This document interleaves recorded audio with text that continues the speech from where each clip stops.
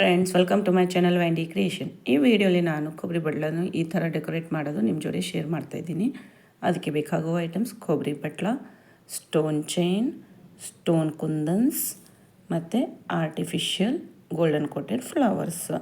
First ನಾನು ಕೊಬ್ಬರಿ ಬಟ್ಲನ್ನು ಆರ್ಟಿಫಿಷಿಯಲ್ ಗೋಲ್ಡನ್ ಕೋಟೆಡ್ ಫ್ಲವರ್ಸನ್ನು ಸುತ್ತ ಪ್ರೆಸ್ ಮಾಡ್ತಾಯಿದ್ದೀನಿ. ಕೊಬ್ಬರಿ ಬಟ್ಲದ ರೌಂಡ್ ಸರ್ಕಲ್ ಆಗಿ ಒಂದಾಗಿ ಪ್ರೆಸ್ ಮಾಡ್ತಾ ಹೋಗ್ತಾ ಇದ್ದೀನಿ. ನಿಧಾನವಾಗಿ ಪ್ರೆಸ್ ಮಾಡಬೇಕು.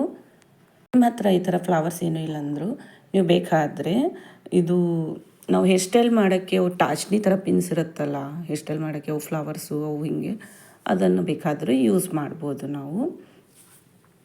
ಇದು ಎದಕ್ಕೆ ಡೆಕೋರೇಟ್ ಮಾಡ್ತಾಯಿದ್ದೀನಿ ಅಂದರೆ, ಮದುವೆ ಮನೆಯಲ್ಲಿ ನಾವು ಯೂಸ್ವಲಿ ಮಾಂಗಲ್ಯ ತರುವಾಗ ಕೊಬ್ಬರಿ ಬಟ್ಲಲ್ಲಿ ತೊಗೊಂಡು ಬರ್ತೀವಿ ಮಾಂಗಲ್ಯವನ್ನು.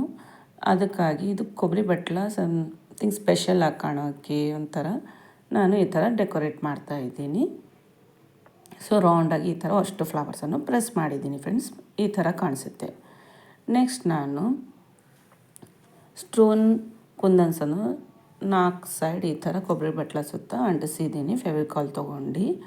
ನೆಕ್ಸ್ಟ್ ಅದ್ರ ಸುತ್ತ ನಾನು ಯೆಲ್ಲೋ ಕಲರ್ ಕುಂದನ್ಸನ್ನು ವಿಡಿಯೋಲಿ ತೋರಿಸ್ತಾ ಹಾಗೆ ಅಂಟಿಸ್ತಾ ಹೋಗ್ತಾಯಿದ್ದೀನಿ. ಫ್ಲವರ್ ಶೇಪ್ ಮಾಡ್ತಾಯಿದ್ದೀನಿ. ಎಲ್ಲ 4 ಸ್ಟೋನ್ ಕುಂದನ್ಸ್ ಸುತ್ತ ನಾನು ಈ ಥರ ಅಂಟಿಸಿದ್ದೀನಿ ಫ್ರೆಂಡ್ಸ್. ಸೊ ಈ ಥರ ಕಾಣಿಸುತ್ತೆ 4 ಫ್ಲವರ್ಸು.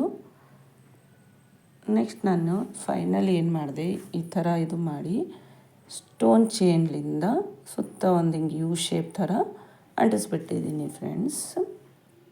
ಫೆವಿಕಾಲ್ ತೊಗೊಂಡೆ, ಈಸಿಯಾಗಿ ಕುಂತು ಬಿಡುತ್ತೆ ಅದು.